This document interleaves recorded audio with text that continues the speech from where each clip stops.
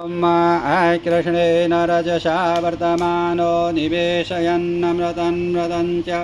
हिरण्येन सवितो रथो न देवो जाति भुवनानि पश्यन्नः स्वाहा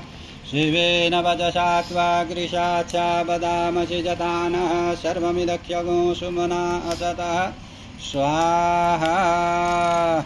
हरि ओम कृष्णेन रजसा वर्तमानो निवेशयन्नमृतं च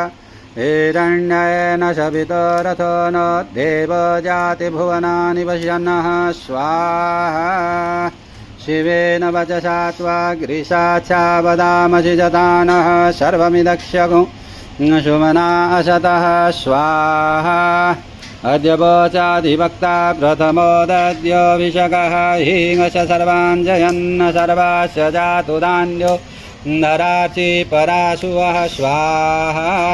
तोज्योस्ताम्रो अरुणौ तब्धभूषु मङ्गलाः जे च नभो रुद्रा अभितो दिक्षु श्रताः सहस्रशो वैशाखो